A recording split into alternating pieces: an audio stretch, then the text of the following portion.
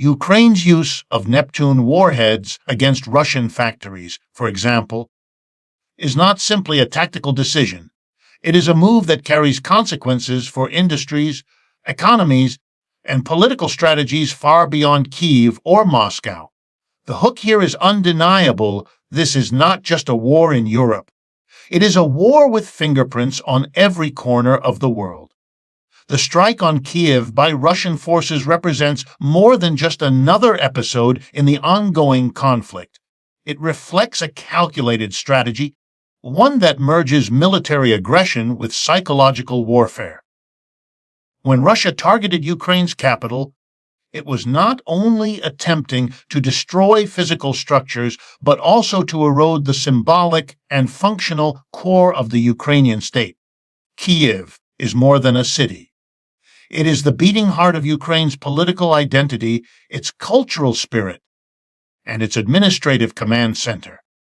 To strike at Kyiv is to send a chilling message to the Ukrainian people that no place is safe, that their very center of governance is vulnerable. This is why such attacks resonate so deeply, not only within Ukraine, but across the world. They are not random, they are meant to provoke fear, uncertainty, and the perception that Ukraine's future is under perpetual threat. But let us ask ye, what does it mean when a nation chooses to strike at another's capital during a war? Is it about immediate military advantage, or is it about destabilizing the psyche of an entire population? These are the kinds of questions we must not avoid. Because when bombs fall on Kyiv, they are not merely aimed at buildings. They are aimed at the collective confidence of millions of people who depend on their capital as a symbol of resilience and continuity. It is a deliberate strategy of intimidation, one rooted in the belief that terror can achieve what battlefield victories cannot. The international community cannot afford to view this as a one-off incident because the implications stretch far beyond Kyiv's borders. Every capital city holds within it the symbols of sovereignty, parliaments, ministries, cultural landmarks. By striking Kyiv, Russia is not only testing Ukraine's defenses, but also testing the response of the global order. Will other nations treat this as just another headline in a long war, or will they recognize it as a red line, a signal that the conflict is willing to extend its reach into the very nerve centers of national identity? That question matters because it determines whether the attack is interpreted as a calculated risk or as an open invitation for further escalation. Consider also the timing. These kinds of attacks are rarely spontaneous. They are coordinated with larger strategies, perhaps to divert attention from setbacks on other fronts, perhaps to shore up domestic support within Russia itself by showcasing decisive military action. Here lies the hook. Behind every missile launch, there is a political calculus, a weighing of risks and rewards that extends far beyond the battlefield. Striking Kyiv was not just about hitting a target. It was about shaping narratives, domestically, regionally, and internationally. For Ukrainians, however, the calculus is brutally simple survival. Every strike on Kyiv forces ordinary citizens to reckon with the fragility of their everyday lives. Families shelter underground. Children grow up hearing air raid sirens as a normal part of existence, and the skyline of their capital becomes a reminder not of prosperity, but of vulnerability. Yet, paradoxically, such strikes often create the opposite of what they intend. Instead of breaking morale, they can strengthen it. Instead of fostering despair, they generate determination. Kyiv is not only surviving, it is adapting. And every adaptation makes Ukraine more resilient in ways that brute force cannot undo. The symbolism of Kyiv under fire also reverberates globally. It forces us to confront the uncomfortable truth about modern warfare. That capitals once thought to be safe zones guarded by diplomacy and deterrence are now prime targets. This challenges the international order at its core. If the heart of a sovereign nation can be attacked with impunity, then what does sovereignty mean? What does security mean? And most importantly, what does justice mean in an age when raw power appears to overrule international law? This is where the deeper lesson lies. Striking Kyiv is not only about war between two nations. It is about reshaping the norms of global conflict. It is a stark reminder that in the 21st century, no city is untouchable, no symbol of sovereignty is sacred, and no population is beyond the reach of military force. And yet, amid this grim reality, there is also a counter-narrative. A narrative of resistance, adaptation, and the refusal of a people to let their capital be reduced to rubble in spirit, even if it suffers in structure. That, perhaps, is the most powerful hook of all, that in trying to break Kyiv, Russia may have only deepened its role as a global symbol of resilience. Ukraine's response to Russia's strike on Kyiv was not delayed, hesitant, or symbolic. It was swift, calculated, and unmistakably forceful. Within hours, the headlines captured the shock. Ukraine retaliated instantly, deploying 150 kJs Neptune warheads against critical Russian targets. That immediacy is itself a statement. It tells Russia, and indeed the world, that Ukraine is no longer a passive victim waiting for international sympathy, but an active military force capable of striking back with precision. The hook here is clear in modern warfare. Timing is everything, and Ukraine's near instant retaliation demonstrates not only readiness, but an evolving confidence that challenges traditional power dynamics in this conflict. What makes this response particularly significant is its scale and focus. A 150 kg Neptune warhead is not an arbitrary weapon. It carries both the literal weight of destruction and the symbolic weight of technological advancement. Ukraine has turned its indigenous defense capabilities into offensive leverage, targeting Russia's industrial backbone. This was not revenge for revenge's sake. It was a message wrapped in steel and fire, a message that Ukraine has both the means and the will to hit where it hurts most. In warfare, power is not only about having weapons, it is about knowing when and how to use them. Ukraine's decision to unleash Neptune missiles instantly after being hit reveals a doctrine of deterrence. Show that any strike on the capital will be met with an equally consequential blow. One must also appreciate the psychological dimensions of this rapid retaliation. Russia has long relied on its image of dominance, projecting the narrative that it can strike at will while its opponents scramble to respond. But Ukraine's instant answer disrupts this narrative entirely. It shows Russia and the watching global audience that Ukraine will not be cornered, that it will not be defined as the weaker side waiting for mercy. Here is the hook. The element of surprise is no longer Russia's monopoly. Ukraine's ability to launch back within such a narrow window shifts the psychological terrain of the war, forcing Russia to recalculate its assumptions about escalation and vulnerability. The choice of factories as targets further magnifies the strategic nature of Ukraine's response. These were not random sites struck to make headlines. Factories are the lifeblood of Russia's war effort, producing the machinery, weapons, and materials needed to sustain long campaigns.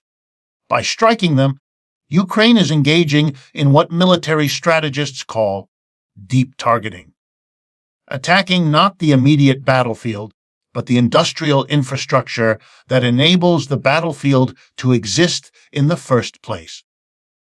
This is where retaliation crosses into strategy. It is not just about inflicting pain, it is about choking the very system that allows the aggressor to wage war. And in this, Ukraine has delivered a calculated message. No Russian industry feeding this war is beyond reach. for the Ukrainian public. The rapid response serves another purpose: morale. Imagine the despair of seeing your capital under fire, the heart of your nation under attack. Now imagine waking up hours later to the news that your country has struck back with power and precision. It transforms the narrative of victimhood into one of resilience and agency.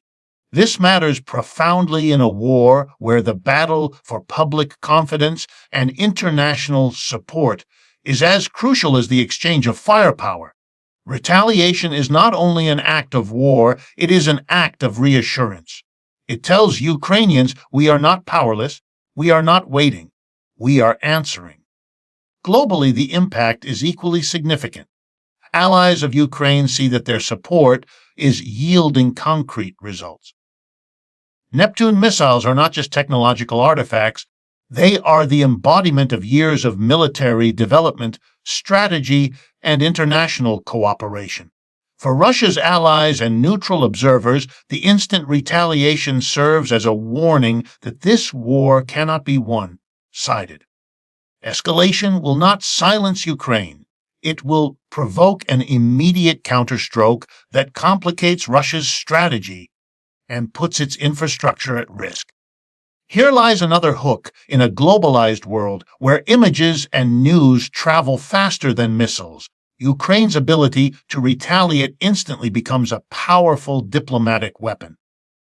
It demonstrates credibility, resilience, and seriousness in a way no speech or statement could. This rapid response also challenges the broader theory of deterrence. Historically, deterrence has been framed as the prevention of attacks through fear of retaliation. By striking back instantly, Ukraine demonstrates a living form of deterrence in action. It sends a clear signal: any attack will be answered swiftly, and the cost will not be delayed but immediate. This recalibrates Russia's calculations. It raises the stakes for every future strike on Kyiv, making each decision to attack carry the shadow of instant consequences. In this sense, Ukraine is not just retaliating, it is rewriting the rules of engagement. And perhaps that is the most compelling dimension of all. Ukraine's response is more than a military act, it is a narrative shift. It is the story of a nation refusing to play the role assigned to it by a stronger adversary. It is the story of speed, precision, and psychological defiance. And in this, Ukraine has achieved something rare. It has turned a moment of vulnerability into a demonstration of strength. The hook that captures the imagination is simple but powerful. When struck at its heart, Ukraine's answer was not delayed layment, but instant fire. When Ukraine unleashed its Neptune warheads against Russian targets, the selection of factories as the focus of retaliation revealed a deeper logic than simple revenge. These were not random sites struck to satisfy anger or create dramatic headlines. They were carefully chosen industrial hubs directly tied to the machinery of Russia's war effort. In modern conflict, factories are not just places of production. They are the veins and arteries that keep the military machine alive. They produce the tanks that roll across contested borders, the artillery shells that bombard cities, and the vehicles that carry troops into battle. By aiming at these sites, Ukraine sought to send a piercing signal. The war will not be confined to the battlefield. It will extend into the heart of the system that enables the battlefield to exist at all. Here lies a critical hook in this war. Steel and fire are not only forged into weapons, they are turned back against the very hands that shape them. To understand the gravity of this targeting, one must appreciate the history of industrial warfare.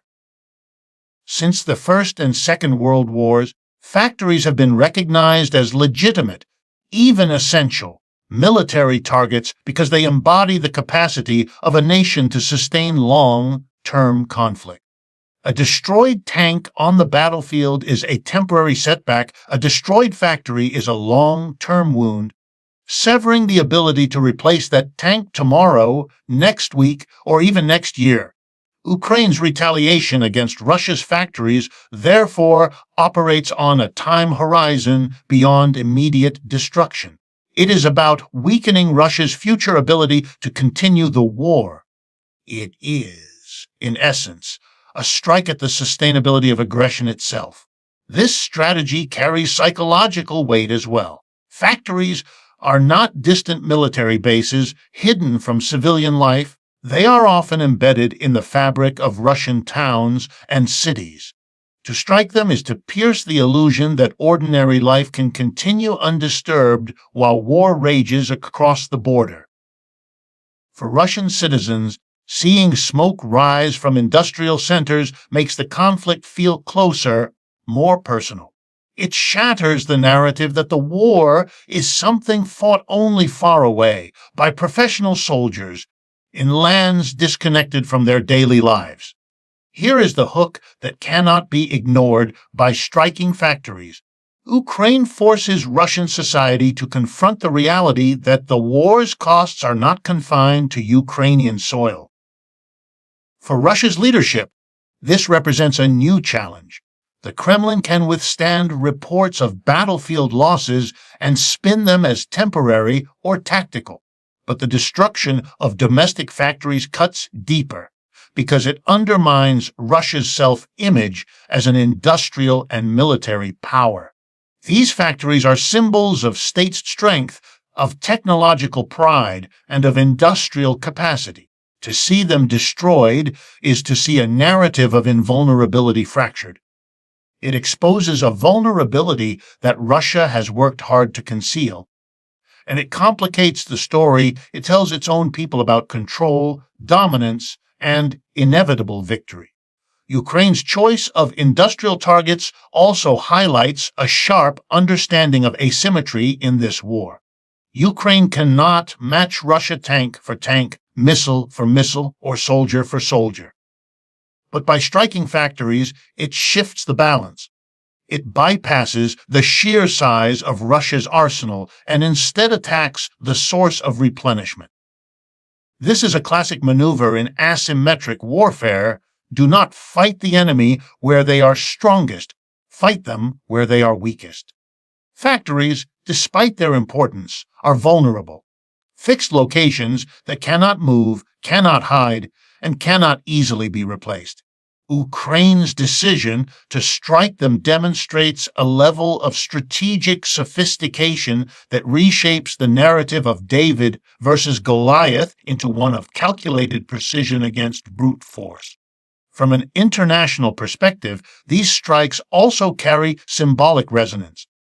Ukraine is showing its allies that their support is not being wasted on defensive desperation, but is being leveraged for offensive effectiveness. Every Neptune missile that hits a Russian factory is proof that aid translates into results, that the tools provided are not simply protecting Ukraine, but actively weakening Russia. For Western governments, this is a powerful hook to sustain political and public support for Ukraine's war effort. It demonstrates that the investment is not merely a humanitarian gesture, but a strategic blow against one of the world's most powerful militaries. Yet, there is also a larger story unfolding here about the nature of modern war itself. In the 21st century, the line between civilian and military targets has blurred. Factories producing dual-use technologies, vehicles, electronics, raw materials can be repurposed for war. By striking such sites, Ukraine underscores this reality that industrial capacity is not neutral. It is either sustaining peace or fueling destruction. This complicates the moral and political debate about targeting, but it also sharpens the recognition that war today is not fought in isolated battlefields, but in the economic and industrial lifelines of nations. Perhaps the most compelling hook in all of this is the inversion of power. Factories are symbols of strength, of productivity, of control over the future. To destroy them is to turn that symbol upside down, transforming it into a sign of fragility. Ukraine's strikes tell the world that Russia's might is not limitless, that its industrial base can be cut, and that the tools of war it relies on are not immune to vulnerability. In choosing factories as targets, Ukraine not only retaliated, it exposed the hidden truth of modern power, that even the strongest militaries depend on fragile chains of production. And when those chains are broken, the giants of war begin to stumble. The unfolding war between Russia and Ukraine is often described in terms of missiles, tanks, and battlefield maneuvers, but that framing misses a deeper and more powerful truth. Wars are also fought through economics. They are fought in the quiet hum of factories, the flow of supply chains, the fluctuations of currencies, and the corridors of global trade. The strike on Kyiv and Ukraine's retaliatory use of Neptune missiles against Russian factories underscore this reality. Military victories are temporary, economic strength determines endurance. Here lies the central hook. Behind every weapon fired lies a factory, a workforce, an investment, and a broader system of production that sustains the battlefield long after the initial shock of attack fades.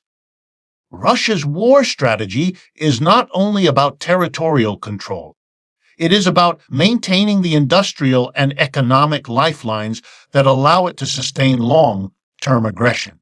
By contrast, Ukraine's resilience has depended on its ability to tap into Western supply chains, financial support, and technological transfers. This contrast highlights how war today is not solely measured by land taken or cities destroyed, but by whose economy can adapt, stretch, and outlast the other. The battlefield may seem like the theater of decision, but it is the factory floor, the trade route, and the flow of capital that decide the script. History repeatedly shows us that industrial power has been the decisive factor in major conflicts. During the Second World War, it was not just military genius or battlefield bravery that determined outcomes. It was the ability of one side to outproduce, the other to replace what was lost faster than the enemy could destroy it. The United States, Britain, and the Soviet Union learned that lesson well. Wars are won not only with soldiers but with steel, oil, and supply chains that never sleep. In Ukraine's conflict with Russia, the same pattern is unfolding. Russia relies heavily on its industrial base, bolstered by energy exports and alliances that feed its economy. Ukraine, outmatched in sheer industrial size, has instead leveraged international support to keep its war economy alive.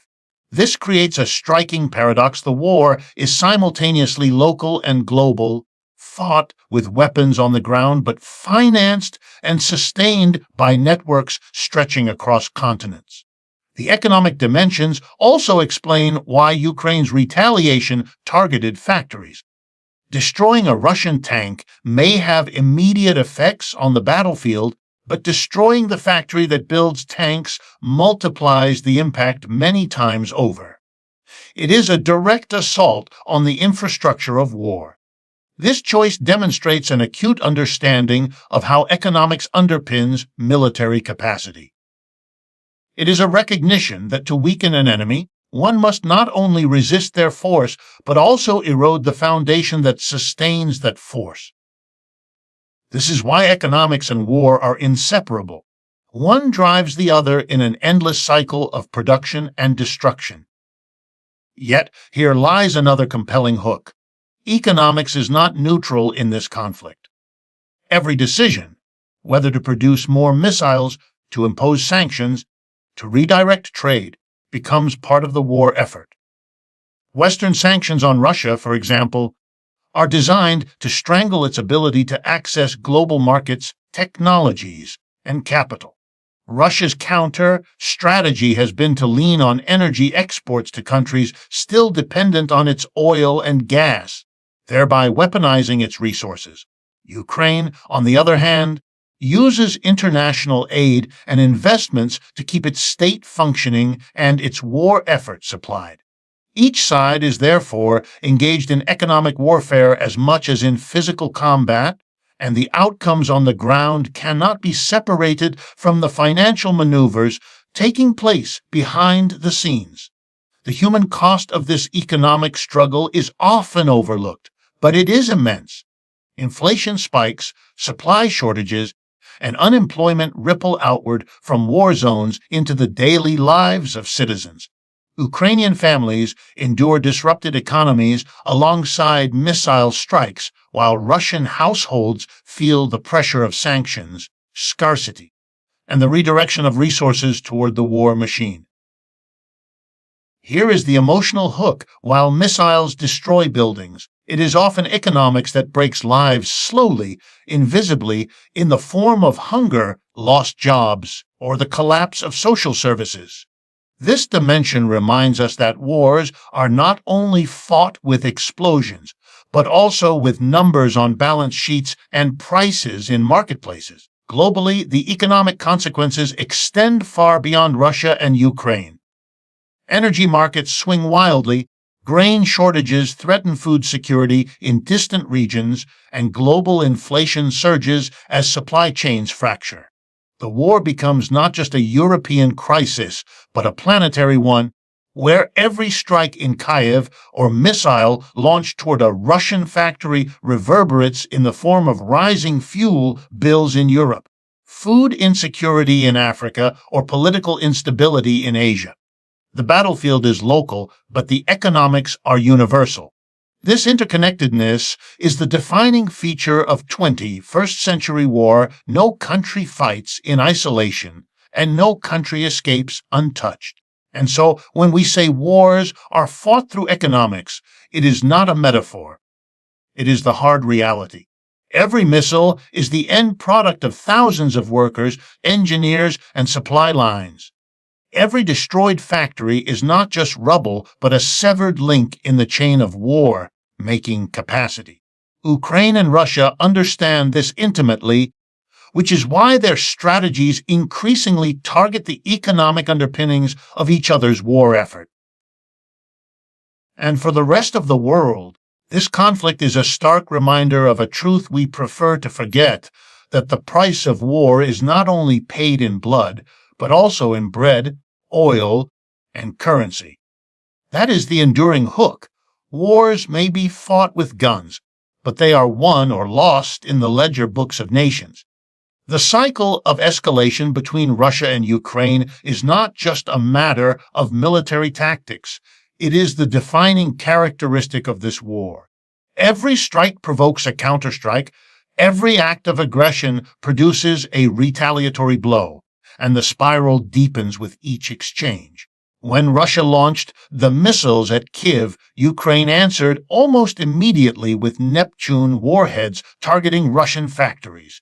This pattern is both predictable and dangerous because it shows how neither side is willing to remain passive, and both are determined to demonstrate strength. The hook here is unavoidable. Escalation feeds itself like a fire that grows hotter with every spark, consuming not only the combatants but the structures of stability around them. Escalation in war often creates an illusion of progress. One side believes that by hitting harder, by striking deeper, it will force the other into submission. Yet history teaches the opposite. In the First World War, each new weapon introduced, machine guns, poison gas tanks, was met by new countermeasures, prolonging the slaughter instead of ending it. In Vietnam, in Afghanistan, in Iraq, escalation produced more conflict rather than resolution. In the case of Russia and Ukraine, we see this pattern repeating. Factories destroyed today will be rebuilt tomorrow. Cities struck with missiles will rise again, often with even greater determination. What escalation achieves in reality is not peace but entrenchment. The war machine adapts, the will of nations hardens, and the timeline of conflict stretches further into the future. Psychologically, escalation also traps leaders. Once a country responds to an attack with force, it creates an expectation that every future attack will also demand an answer. For Ukraine, not responding to a Russian strike risks appearing weak, both to its citizens and its allies. For Russia, failing to answer Ukrainian retaliation would undermine its image of dominance. Thus, both nations are caught in a web of expectation, compelled to act not always out of strategic necessity, but out of the need to maintain credibility. This is a vicious cycle because credibility becomes more valuable than compromise, and showing restraint is mistaken for surrender. The hook here is sobering. In wars of escalation, leaders are no longer fully in control. They are prisoners of their own need to appear strong. The economic dimension of escalation adds another layer of tragedy. Every missile fired, every factory destroyed, represents not only immediate damage but future costs. Wars of escalation are extraordinarily expensive, draining resources that could otherwise build schools, hospitals, and infrastructure. Instead, nations invest in destruction, only to then reinvest in rebuilding what was lost. It becomes a circular economy of ruin, destroy, rebuild, destroy again. For ordinary citizens, this means lives lived under permanent strain, where taxes, resources, and even daily routines are consumed by the demands of perpetual conflict. The battlefield may change from week to week, but the burden of escalation lingers in every household, in every empty shelf, in every rising price.